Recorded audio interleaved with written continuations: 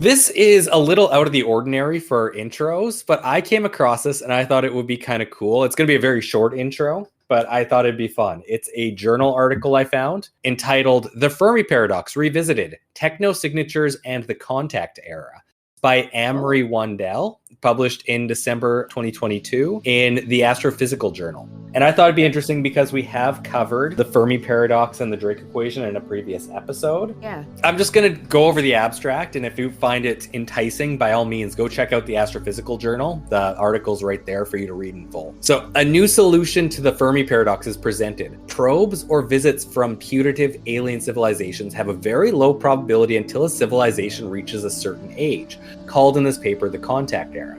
After the onset of radio communications, if biotic planets are common, putative advanced civilizations may send probes not to any planets showing biosignatures, but rather to planets with technosignatures, such as radio broadcast. The contact probability is defined as the chance to find a nearby civilization located close enough so that it could have detected the earliest radio emission, called the radiosphere, and sent a probe that would reach the solar system at present. It is found that the current contact probability for Earth is very low, unless civilizations are extremely abundant. Since the radiosphere constantly expands with time, so does the contact probability. So the contact era is defined as the time since the onset of radio transmissions, at which the contact probability becomes of order unity. At that time, alien probes or messages become more likely. Unless civilizations are highly abundant, the contact era is shown to be of the order of a few hundred to a few thousand years, and may be applied not only to physical probes, but also transmissions. Consequently, it is shown that civilizations are unlikely to be able to intercommunicate unless their communicative lifetime is at least a few thousand years. So just to break that down a bit, this was not one of the answers that we had to the Fermi Paradox. But what they're saying is, if you are a technologically advanced civilization, you're going to want to focus on things that are more likely to give you a positive response when you're sending out messages. So what they're saying is you're going to look for planets or stars that are giving out radio communications that seem odd or seem like they're manufactured, instead of just spraying every planet that has biosignatures on it so that you could actually communicate with what you're trying to communicate. And that means that what you would actually be looking for is specific windows where the radio signals that you've sent out can actually reach other planets. So until Earth's radio signatures are far enough out that they might be seen or heard by other life forms, we can't really expect to hear communications back. No, and I feel like, did we talk about this? I can't remember, it was so long ago. But if we're sending something out into space, it's such a tiny pinpoint. The odds of it hitting anything, I think, but every small. year it expands. And that's the big thing. And that's why they say for there actually to be communications, your technological window needs to be a few hundred or a few thousand or a few 100,000 years so that you can actually receive a response too. Yeah, and space is so big though. It's just going out in one direction, is it not? Not all directions. It's going in all directions. Oh, it is? Okay. Yeah, because you would be doing the radio signals. Wait, was I wrong? Yeah, okay. But yeah, because we are at the dawn of the radio age, more or less. If you look at it at the grand scheme, specifically when we're talking about a few thousand years for your window, we're very unlikely at this point to receive your responses back. But as time goes on, you're more and more likely, if there is other life forms out there, to receive a response. Yeah, that makes sense. Yeah, and that's just a very rough breakdown of what these guys are talking about. Go check it out if you want something a little dry but exciting to read nonetheless. Because at the end of the day, it is a scientific paper. Yeah, it is, but it's an exciting thing to think about. Like, what if it gets out there and hits a planet? Or terrifying. Happy or terrifying. Yeah, because that also runs into that other problem of the Fermi Paradox, is that there is a malevolent life form out there that is just looking for radio communications to eat up everybody. Yeah. We must have good sources on this planet to be living. So yeah, I do really like that there are the two exact opposites right there. They're waiting until we get that to them so that they can come eat us. Exactly. We are delicious. But yeah, I feel like it's a fun read, so go check it out. For now, let's get on with this episode. Okay. From the unexplained to the mundane, why don't you come join us on our journey to the fringe? Hello, and welcome to Journey to the Fringe, now recorded in the past, which is much easier than the omnipresent we were doing. We are, or at least were at the time, your podcast hosts, Taylor and Chelsea. Here today, talking about some cryptids. It's been a while since we did that, all the way back. Well, our New Year's episode, technically. More specifically, it's been much longer than that. Yeah. But let's not hold back anymore. Let's get into those cryptids. Chelsea did them, so I don't know what we're talking about. I'm just trying to think, what was the last cryptid that we talked about? Moth person. Oh, right. That was a while ago, though. I think it was November. And plus, I came up with a new follow-up to Moth person, Owl Man, which is going to become Owl Person when we do that episode. Owlman. Because you have not... Owlman. Because there's no sightings of owl penis on it, I understand. Okay, well, it's cryptid time. I put together a random... Oh, God, Chelsea, I hope you're ready for the genital-related questions that will come. I always am. Oh, good. I'll just click on the heading genital when the questions come up. You've got a heading for each genitals. Yeah, genital sightings. Backstory. The backstory of the genitals. Okay, let's move off the genitals and to this episode. It's cryptid time.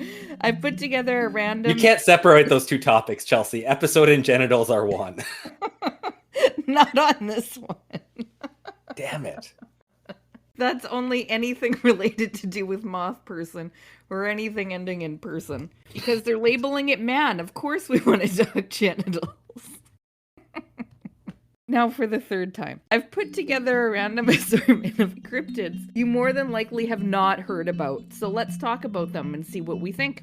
The first cryptid of choice today is the Loveland Frog, coming to you straight out of Ohio. What is so cryptidy about the Loveland Frog, and how is it different from an everyday regular frog? Well, this creature is said to be a humanoid creature with the face of a frog and body of a person, essentially. It's a bipedal cryptid with the face of a frog.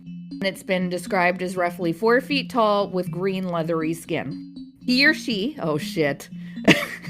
I didn't put a genital section in this one. I was just going to say, because you said the head of a frog, body of a human. No, it's a frog. Can't and the genitals be both? Can't frogs be both? Well, they can be hermaphroditic. It usually has to do with the environmental factors for them. Yeah, I remember with that Alex Jones split. Yeah. This crap. Gay. Frog friggin' frogs. It's not funny. I'm going to say it real slow for you. Gay. Frogs. Yeah, and to be fair, if it is frog genitals, I wouldn't know how to gender it, so I'd just say it's he, she, sure. Yeah, it's an it. That's good enough. But to be fair, it wasn't gendered to begin with. It's the Loveland Frog, so we can continue. Well, I gendered it by accident, so we sure talked about his genitals anyways. Don't worry.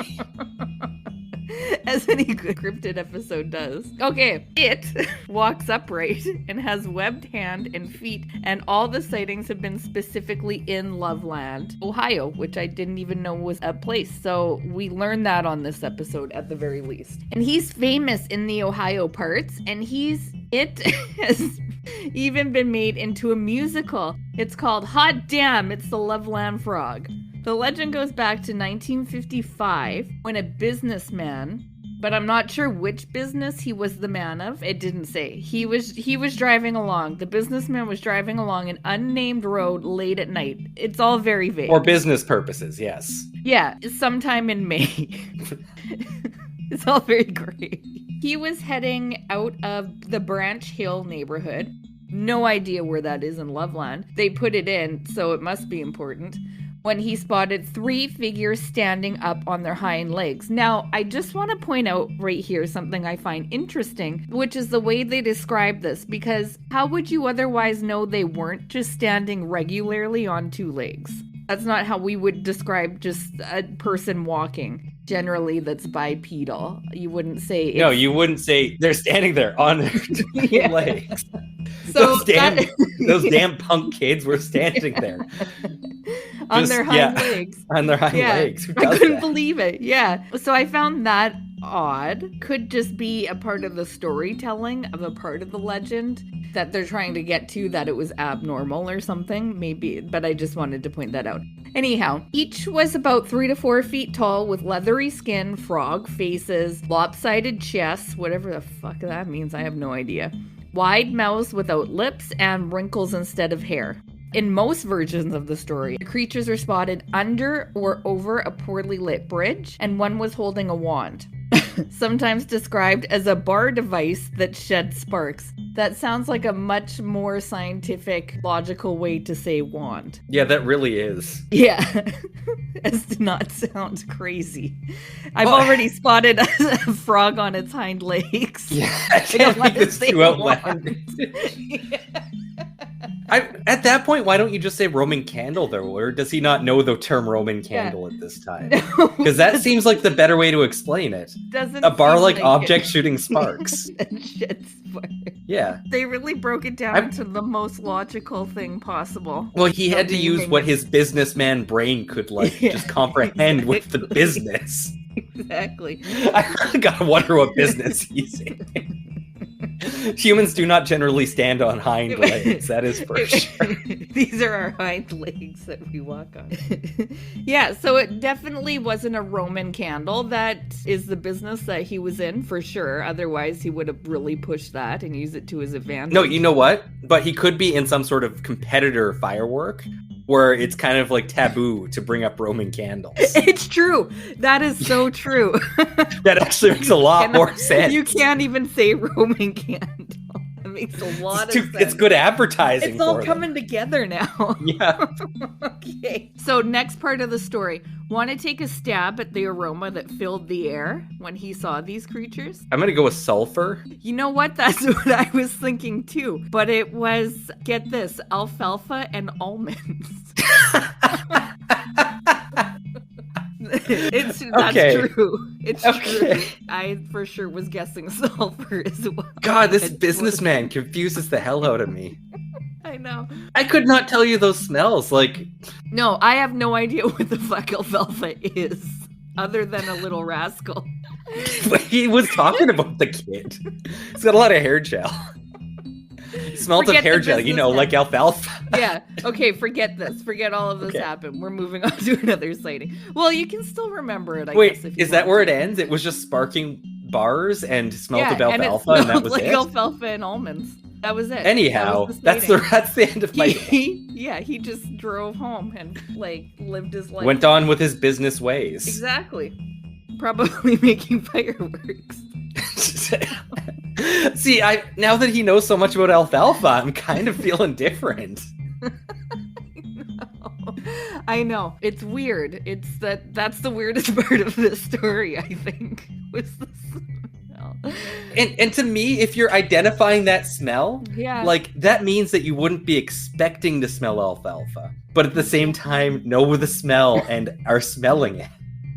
So I kind of feel like with alfalfa and almonds. Yeah, it's not like there's a field right there where they were growing alfalfa where you can easily identify, oh, that's the smell. Even though I couldn't do that because I don't know what alfalfa looks like. So this is so unexpected. I'm smelling alfalfa and almonds right now. And yet there is none to be I could tell you that I'm smelling almonds in a moment.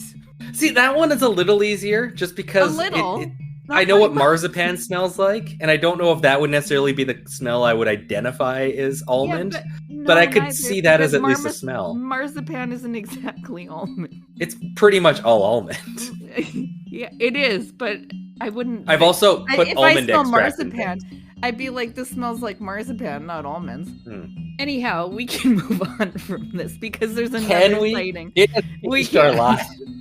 Yeah, it's changed. I feel like this is going to stay with us. I'll be forever in search of the smell of alfalfa. Not the little rascal. I also figured out what I really want our logo to be now is a 4-foot frog-like creature standing on its hind legs with a spark-shedding bar in its head. Yeah, that would be really nice. And I don't know where I've seen before, a frog. Is it like Futurama or something? A frog with a crown? No, that's the Hypnotoad on Futurama. Oh, it is. Yeah, that is what I'm picturing. Because they're a race, aren't they? Yes. And a cape. Okay, that's what I'm picturing. He must have had what are they called? Cipher? The thing you rule with. Oh, a scepter. Scepter. I was close. Okay, so on to the next sighting. And you can forget, we'll never forget the alfalfa. We can forget the businessman. In 1972, there was a sighting by a police officer. That's right. March 3rd, 1972, of course, Ray Shockey, a Loveland police officer, was driving on Riverside Drive near the Totes Boot Factory and the Lil Miami River. It actually goes by Little Miami River, but Lil sounds so much better and it means the same thing, so. It's Lil. You got to shorten the word. Yeah, Lil. I have no time to say little. The word little should not be bigger than big. It shouldn't. You're right. It seems wrong now. It should at most be the same size. Because then you're not showing any deference, but... Yeah. Point of the matter is, an unidentified animal scurries across the road in front of the vehicle Ray was driving. Said animal was illuminated in the vehicle's headlights, and Ray described it as about 4 feet long and about 50 to 75 pounds, which I find to be a weird detail. Like, I just saw something that's 50 to 75 pounds. I wouldn't say that unless I tried to lift it, and even then, it's sketchy if I'm telling you how much something's weighed based on me lifting it. Would you just estimate something's weight like that? I could not, mostly because it would be in frog form, and I just couldn't, Yeah, I can't estimate how much frogs weigh. Anything, even a human. I don't think I could tell you how much it weighed accurately. I'm not one of those freaks at the carnival. No, but can predict that. I think cops kind of have to do that because they're constantly giving, if a suspect is on the loose, they have to say, rough estimates of, height and weight. Yeah. Do you think they get tested on that at, the police academy, and then they're practicing for the test, they're just, walking around to their, family and loved ones being 125, 165. You look like you put on 2.5 pounds. Am I correct? I'm going to update your record. Yeah. Just, asking how much they weigh and if they got it right when they guessed. Anyhow, I find that a weird detail that he estimated that. But you bring up a good point. Maybe he has to do that. With a frog? Or something scurrying in front of your car? I just don't see something scurrying in front of my car. It's about 4 feet long and 75 pounds. Yeah, exactly. But it's just odd. It is odd, but maybe as a police officer, just as much as you have to be constantly doing math, you also have to be guessing how much things weigh. Maybe. So he first spotted the animal crouched like a frog. Obviously, because it's a frog cryptid. Then it stood erect to climb over a guardrail towards the river. Notice how we didn't say it stood on its hind legs. I'm just glad we're past the genitals part. Yeah, that was our own doing, by the way. It wasn't a part of the story. 2 weeks later, a second Loveland police officer, Mark Matthews, reported seeing an unidentified animal crouched along the road in the same area of Ray's sighting. I wonder if this is anywhere near a nuclear power plant, by the way, to see frogs just get up on their hind legs and walk around like a human. I don't know if that's a thing, though, in real life.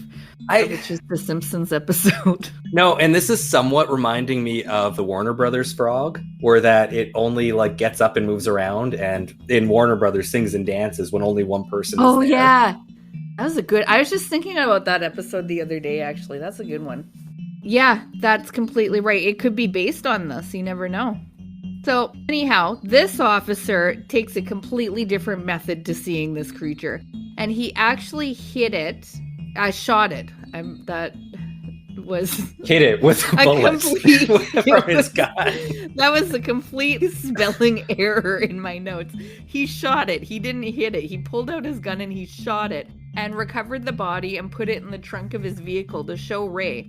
In an interview, Matthews recounts, "I know no one would believe me, so I shot it," he said. The thing... Man, Chelsea, I don't know if I want to go to Loveland or never go to Loveland. These people seem different. Yeah, they do. They're estimating the weight of things they see. They shoot things that if they think no one would believe them. And there's frogs with wands. Yeah, thank God it wasn't some unicycler on the side of the road. No one's gonna believe me. Cut to him throwing the unicycle into the trunk of the car. He said, "The thing was half dead anyway when I shot it." According to Mark, it was a large iguana, about 3 to 3.5 feet long, and he didn't immediately recognize it as an iguana because it was missing its tail. Now, the other thing in his story that I found strange is that the iguana was squatting on the side of the road. Did it not, like, stand on its hind legs? No, it doesn't stand on its hind legs.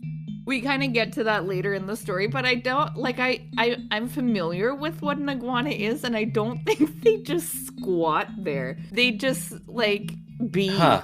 They don't squat, Yeah. right? I wouldn't generally say an iguana would squat. I'm just looking at a description of an iguana from National Geographic. So they can be 6.5 feet long with their tail because their tails are huge. Yeah. But they're 11 pounds at 6.5 feet long. So He that's didn't sounding estimate very weight. different. He didn't It know, is. but that Yeah. I mean, that other guy would have to be really off on his estimate. Like, really. And I mean, if what we made up is true about them having to constantly be estimating people's weight, that wouldn't leave room for error. So, Not with there's nothing. that. Yeah. That's scientific proof that he's wrong. So it was speculated that the iguana was either someone's escaped pet or a pet that wasn't wanted any longer and was released into the wild. I'm gonna say it probably wasn't someone's escaped pet because someone whose escaped pet was shot by the cops would probably be pissed, and you probably would have heard that it was like, that was my iguana. Just on the darker side, the police actually kill a lot of pets per year. It goes widely unreported. Really? And Well, underreported, that's yeah. disappointing. I don't like that Yeah. at all. So it could have been, is what we just found out there. So I'm going to continue because that was a depressing piece of information. And this is a fun episode right now. Yeah, it was probably the most depressing piece of information ever said on this podcast. That's not true. No, it's not.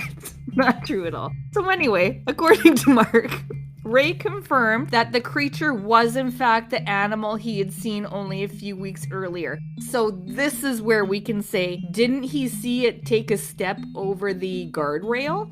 As iguanas do? Because they're definitely tall enough to just step over guardrails. If I did see an iguana step over a guardrail, I gotta say, I would probably be having nightmares about that iguana doing that, because it's not natural. Or maybe it is, I don't know. I've never seen it happen though, so. Matthews recounted the incident to an author of a book about urban legends, but says the author omitted the part that confirmed that the creature was an iguana rather than Frogman. Hence, starting all the commotion about Frogman. This directly contradicts another article I read that says no one gave interviews and it was just local word of mouth in which the story got around and leaked into the media. Matthews also recounted the Frogman story in 2016 again on WCPO Channel 9. In their interview, Matthews recounts, quote, "Naturally, I didn't believe him in regards to Ray, but I could somehow tell from his demeanor that he did see something," Matthews said. Quote, Matthews eventually left the Loveland Police Department and went on to serve with the police in Milford and later Glendale.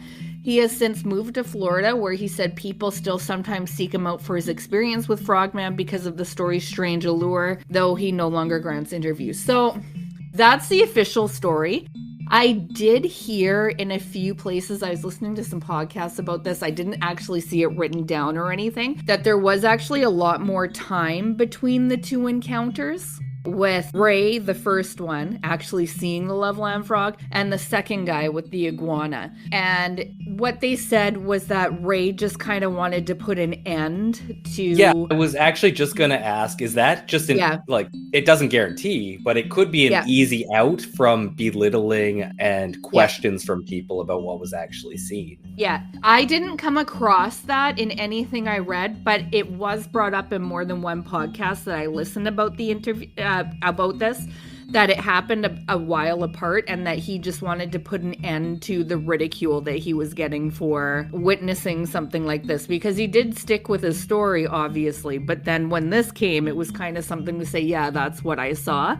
It just doesn't fit exactly what his original encounter was. There's no way it could have. A iguana with no tail. And iguanas live without tails? Yeah, they can in fact shed their tail to like escape prey. Oh, that's gross. Yeah. As a detail, I didn't... That's going to give me nightmares too. Apparently iguanas in multiple situations would give me nightmares. They're kind of creepy. There's a reason we live so far north. It's true. It's specifically because of iguanas and moth persons. They haven't been sighted above the Great Lakes. Or west of the Great Lakes. It's true. Yeah, so that's the Loveland Frog. And we're moving on, unless you have something to say about the Loveland Frog. I don't think so. You wouldn't think of a frog as a cryptid / human. Something that has human-like qualities, because it's an amphibian. But that was a nice one. It was suggested to me by... I thought there were more sightings of it, but no. It is unique that there are a couple, including by businessman. Yes, businessman. From Ohio. God, I'm so curious about his business. No, that's the most fucked up part of that Dory right there. What was he doing? What was his business? He seems so busy that he didn't stop.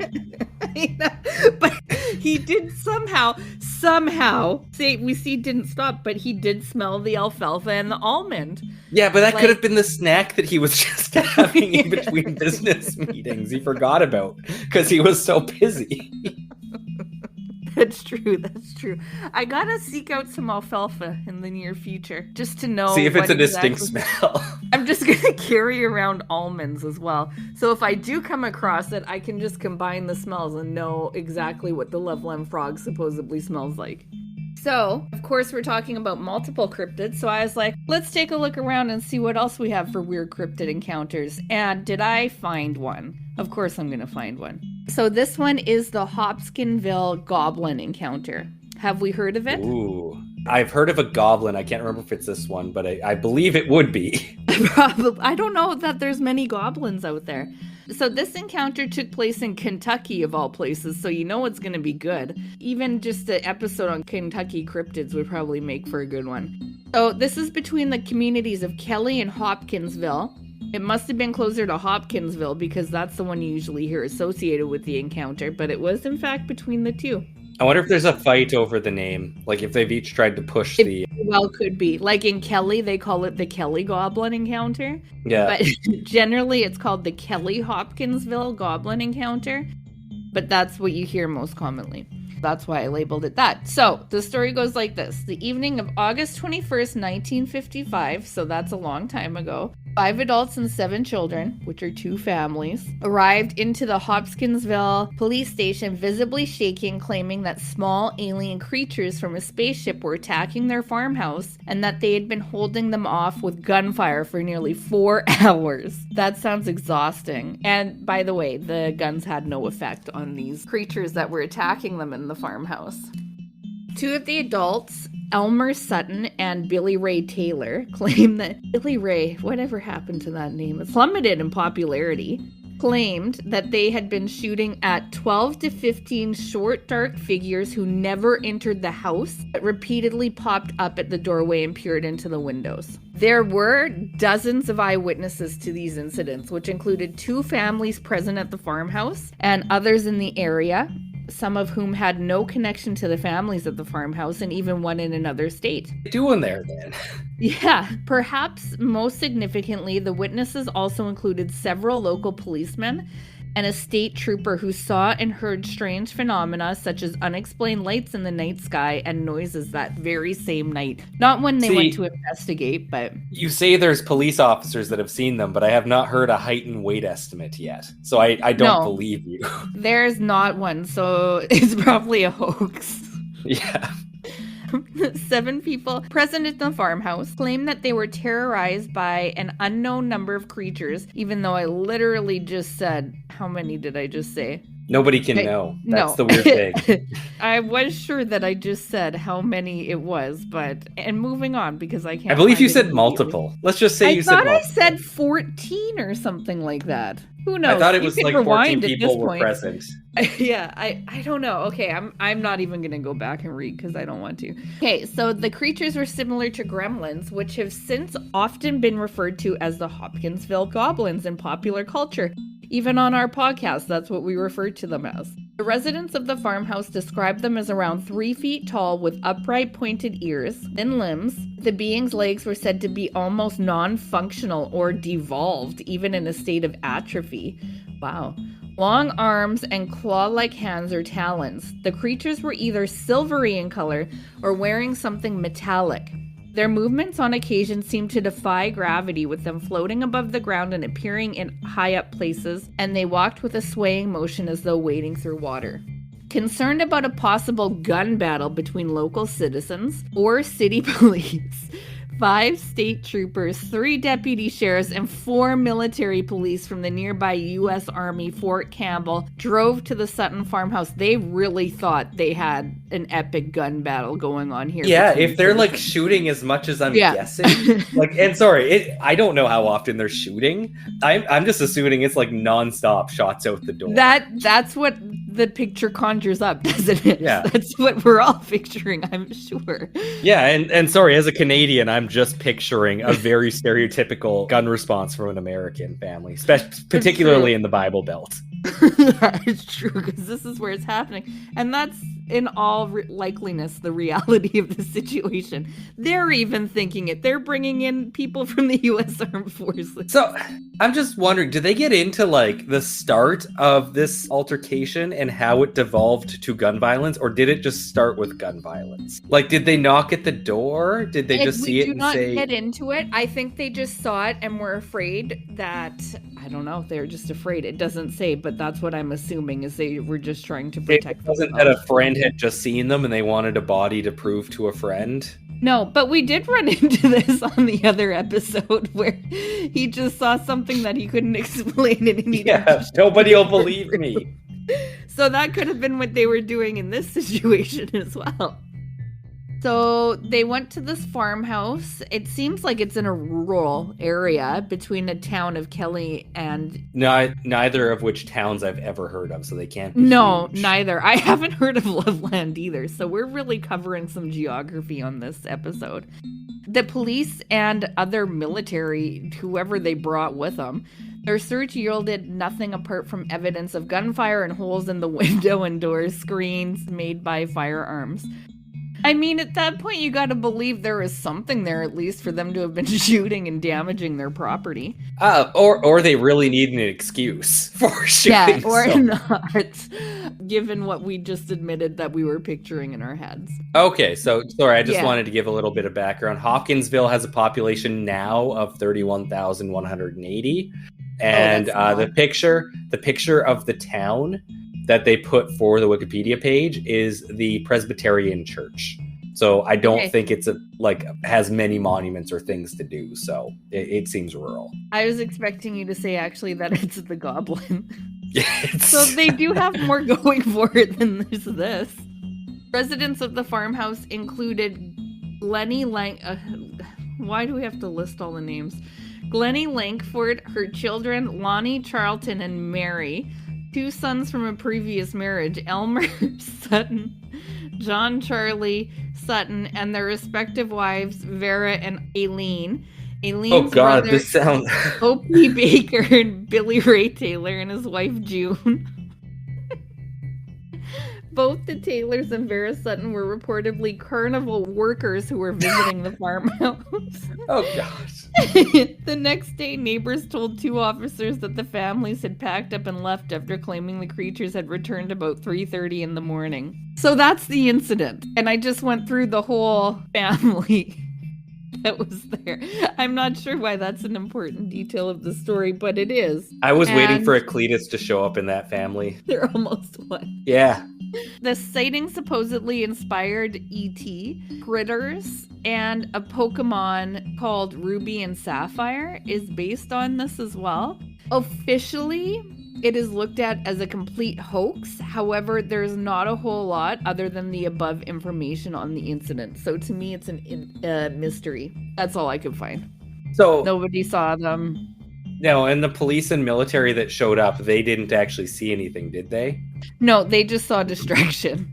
But apparently, in one part of the story, there were sightings of strange lights in the sky in the same night. Okay. Yeah. They don't actually seem violent or like they were trying to attack, although but they at the were same time, a gunfight gravity. And a gunfight did break out. So, I mean, we don't know the start of the...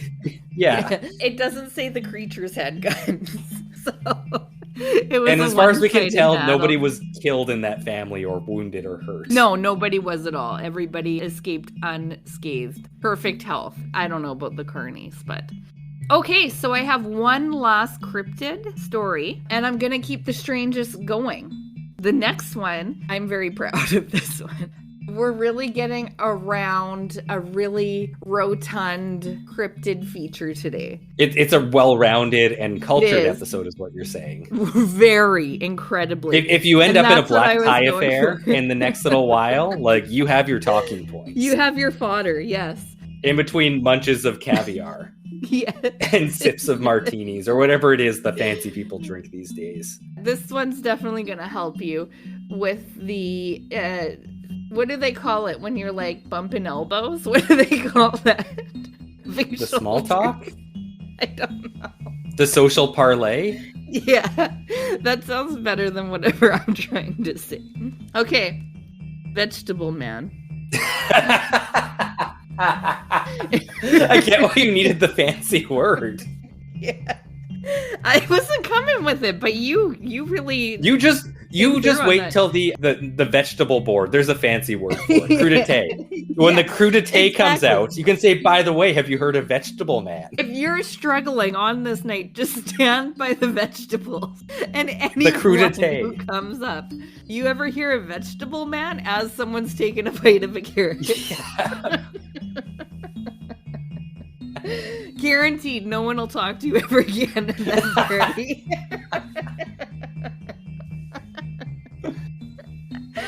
So it's a true story. It happened to a friend of mine. During the waning hours of a day in July 1968, a bow hunter by the name of Jennings Frederick was out hunting outside Fairmont, West Virginia. As he moved through the woods, I had to click on Vegetable Man, and I was like, holy shit, this story is crazy. Chelsea, quick clarification. Yeah. Was he hunting with a bow or for a bow? Like a bow you put in your hair? Well, I don't know. You said it was a bow hunter, so yeah, I'm just curious. Hunting with a bow or for a bow? I think with. Okay. Unless he lost his bow. Yeah. And he was hunting for it. And he does it a lot, so much that he's considered a bow hunter. He loses it all the time. So much. He actually just asks his friends to hide it in the woods. Because Jennings is a dumbass. I mean, I don't know if this story proves otherwise. Sorry, it's a true story. This happened to a friend of mine. I'm sorry. It actually happened. As Jennings moved through the woods in search of game, okay, he's searching for animals, Frederick heard an odd noise. It sounded like a record player running faster than it should, a sort of high-pitched jabbering. When he tracked down the source of the sound, he came face to face with a creature. You need to say something. I mean, a record player shouldn't run fast at all. It shouldn't run at all. Yeah, you can't. It should run. No, it should play. It should not run. Okay. It just conjured up it was moving faster than it should, which is at all. Jennings is quoted as saying, "Suddenly, there is a being with semi-human facial features, long ears, and yellow slanted eyes. Its arms were no bigger than a quarter. Its bodies resembled the stalk of a plant in shape and color, for it was slender and green." None of that fucking made sense to me in my head. Did you get that? I really tried in my head. I did not. No, neither did I, and it's laid out right here in front of me. Its arms were no bigger around than a quarter. That's very small. Its body resembled around. So how long were they? So they're normal sized arms, quarter. They must be regular, but not. Okay, so they're skinny. Yeah, I'm picturing like stickman arms. Okay. Yeah. Its body resembled the stalk of a plant in shape and color. What kind of plant? Like, is this a tree trunk? A flower? Yeah. Oh, it was slender and green. Pepper plant. Yeah. Yeah, so a pepper plant. Okay, we can go with pepper plant. Jennings would go on to say that the being looked weakened and sickly. The jabbering increased. Suddenly, he could make out the words. Hints at telepathic communication, it says in brackets. In quotes, "You need not fear me. I wish to communicate. I come as a friend. We know of you all. I come in peace. I wish medical assistance. I need your help." Okay. With that, the creature lunged at him and wrapped Frederick up in his surprising strong arms. Is this turning into a romance? Frederick was unable to break away from the embrace as the creature pierced his skin with the thorns on his fingers that were close to 7 inches long. These prickly needles or Okay, thorns, now we understand Vegetable Man. Okay. tapered down into suction cup shapes where the first knuckle would have been on a human finger. While it drained blood from him, Frederick found himself enthralled by the flashing colors of the creature's eyes. Then, almost as quickly as it had pounced, the Vegetable Man raced away up a hill. Before he could even react to this eccentric entity's plea for help, it seems weird that he would say, "Please help," and then attack him. It goes against all... Maybe it thought it had common consent sense. for help and it just needed blood. And it was a vampire Oh, that's vegetable true. plant. That's true. You bring up a good point. As soon as the Vegetable Man and its hypnotic gaze had vanished, Frederick felt the throbbing pain rush back into his now poke-marked hand. Interesting detail. Oh, it there. went into his... Wait. Sorry, when you were describing him getting stabbed, was he talking Yeah. about his hand or the Vegetable Man's hand? His. Okay. It took his blood. So when it disappeared over the hill, it had... I missed this part. It had gravity-defying steps that had carried it no less than 25 feet. Okay, so it, ran away weird, I guess, and fast. As the pain returned, he also felt a swell of panic. As he raced away from the scene of his encounter, he heard a deep humming sound, which Frederick later surmised may have been the propulsion system of the UFO taking the ostensibly alien entity home. I don't think he would use that word right. Frightened by the ridicule that would almost inevitably... Okay, I just have to say this here. Humming of a UFO. And I say this every time I hear a Tesla drive by. Teslas make the sound that I imagine that UFOs would make. I don't know why. I think that's intentional. I think it's to make it seem like a science fiction technology. Yeah, I don't know why, but every time I hear a Tesla, I'm like, that's exactly what I imagine a UFO to sound like. So then it could either, in this story, it could either be a UFO or a Tesla driving by. Yeah, but this seems like it was pre. Oh, it probably was pre-Tesla. Because it's 68. It was... Yeah, 68. It was 68. You have such a good memory. Okay. So he was frightened by the ridicule that would almost inevitably accompany his account of this run-in with the vampiric varmint vegetable. Okay, they specifically went with alliteration on that one. The vampiric, yeah. Yeah, it's quite odd, some of the words that are used in this. And I'm quoting directly. These are not some of my words. Some of them are. I won't tell you which ones. That's true integrity right there. Just in case I use some of my words wrong. And you don't like those ones. Yeah, exactly. Frederick resolved to keep the story to himself and told his family that the wounds on his hand had been caused by a briar patch. Some years later, however, he found that he could no longer live with the secret and revealed his strange story. Okay, get this. Get how this story ends. And revealed his strange story to an author, paranormal investigator, and occasional hoaxer by the name Gray Barker. What a twist. I feel like we need to do an episode on Gray Barker. He seems like quite the character based on that one sentence. I know.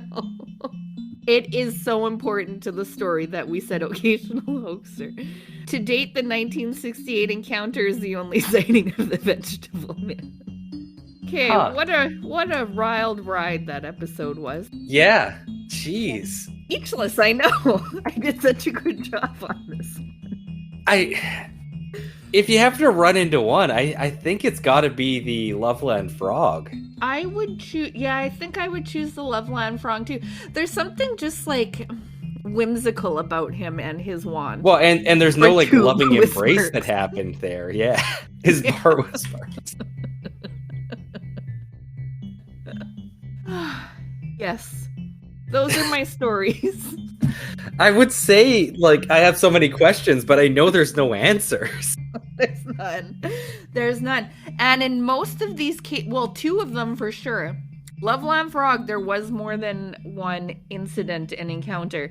But for the other 2, they are one-offs. Solo one-offs. Never to happen again. And I think at least we got one follow-up episode, possibly from Gray Barker, coming from this. Yeah, I have him up, so I'm going to add him to the list. Because why not? Why the hell not? Why not throw Gray Barker on there? The occasional. I wonder if he's related to Bob Barker, brother. It never came up.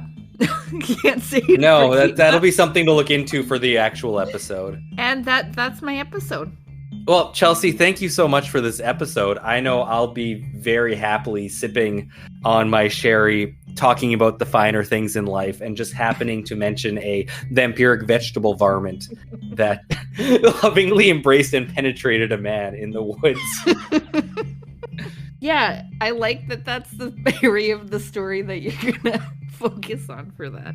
Yeah. I mean, there will likely be more, because they will have more questions. I have to assume. But that's how you intrigue. And for those of you listening for etiquette purposes for black tie affairs, you bring people into your stories with intrigue so that they feel like they can't leave the story. And for that, you are welcome. We are here for our higher society tips. For the most part, I think that's what, at the end of the day, this podcast is all about. It's true. That's our mission statement. that is quite often forgotten. No, that's our secret mission statement. Don't tell them fuck. that. Yeah. I said the quiet part loud. And for that, we have to end the episode now. I have been Taylor here with Chelsea. Bye. We are Journey to the Fringe. Thank you for listening. We'll see you next week. Bye. Thank you for listening to Journey to the Fringe. If you have liked what you have listened to, please like, share, subscribe, or follow, depending on what venue you are listening to us through. Also, please, if possible, leave a 5-star review, as that really helps us in the algorithms. Should you wish to interact with us, please check us out on your social media of choice. I bet you we are there. And if you really want to communicate with us and give us ideas for new episodes, or tell us that we're wrong and terrible, either way, please send us an email at journeytothefringe@gmail.com. For now, I'll see you in the next episode.